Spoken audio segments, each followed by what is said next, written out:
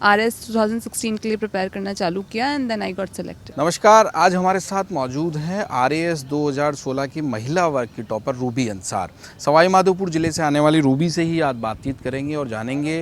Ruby, सबसे पहले तो बधाई आपको महिला वर्ग में जो आपने टॉप किया है। सबसे पहले एक चीज़ जानना चाहेंगे, परेशानी का सामना नहीं करना पड़ा कि कैसे तैयारी करोगी, क्या पढ़ोगी, कैसे?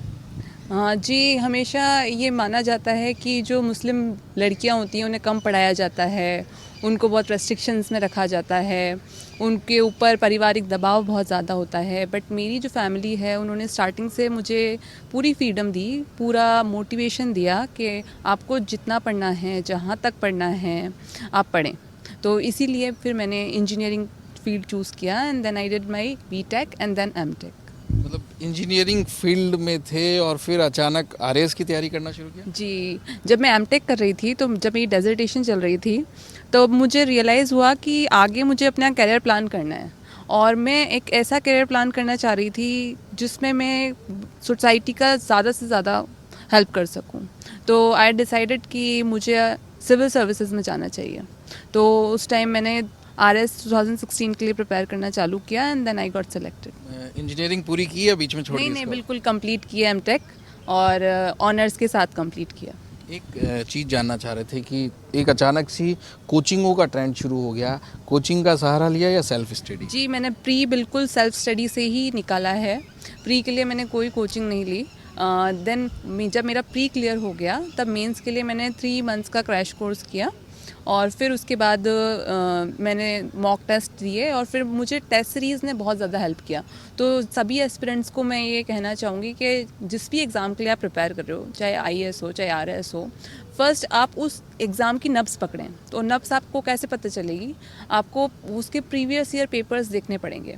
तो उनसे आपको पता चलेगा कि UPSC या RPSC की डिमांड क्या है, वो आपसे पूछना क्या चाह रही है, आपको किस फील्ड में प्रयास करने चाहिए। स्टूडेंट्स क्या होता है कि वो उनको लगता है कि हम मेहनत करेंगे, पढ़ाई करेंगे, हो जाएगा। बट एक होता है स्मार्ट वर्क। तो अगर आपको IAS एंड RS बनना है तो you have to be smart, you have to strategize what you have to study, what you have not have to study.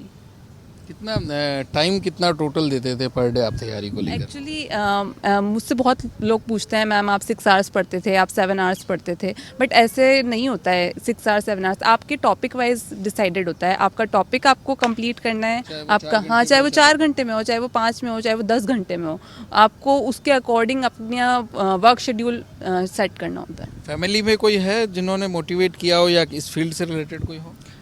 Family में मेरे एक कज़न हैं, तो वो RS थे, तो उनसे मैं मोटिवेट हुई।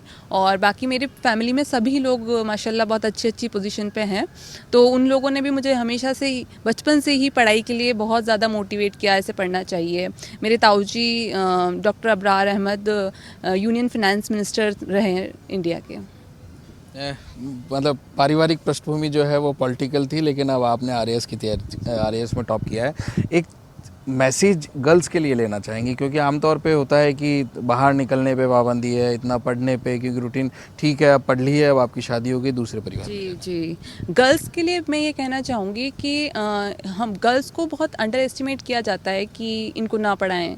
बट अगर एक लड़की को आप पढ़ा रहे हैं तो लड़कियां बहुत सिंसियर होती हैं, तो उन्हें अगर आप थोड़ा सा भी पढ़ाएंगे या थोड़ा सा भी मोटिवेट करेंगे तो वो बहुत अच्छा रिजल्ट दे पाएंगी। और हम देख ही रहे हैं UPSC में भी, RPSC में भी गर्ल्स का नंबर कितना ज़्यादा बढ़ता जा रहा है। तो गर्ल्स को मेरे यही एक मैसेज है कि be confident and believe in your self. लेकिन लोग अटैम्प्ट करते हैं, पहले अटैम्प्ट में सक्सेस नहीं होते, दूसरे में प्रयास करने की बजाय एक गलत ट्रैक चुन लेते हैं कि शायद जो घर वालों का दबाव हो गया, अरे यार पास नहीं हुआ। बहुत से लोग हैं जो उस टेंशन के अंदर कुछ गलत कदम भी उठा लेते हैं। तो यही तो हमें सिखाता है ये जो पूरा सफ़र है RS की प्रिपरेशन का। इसमें सबसे पहली चीज़ जो हमें सिखाई जाती है वो है धैर्य, पेशेंस। ठीक, ये पेशेंस का टेस्ट है। ये आप देख लीजिए, हम लोगों की जॉइनिंग लगभग सिलेक्शन के 20 महीने बाद आई है। ठीक है, तो इस बीच में हमने बहुत सारे प्रयास किए जॉइनिंग को लेकर के, लेकिन हम लोगों ने कभी हार नहीं मानी। ठीक है, तो गांधी जी भी बोलते थे संघर्ष विराम संघर्ष। ठीक है, तो संघर्ष करो, थोड़ा विराम लो, लेकिन दोबारा से संघर्ष में लग जाओ।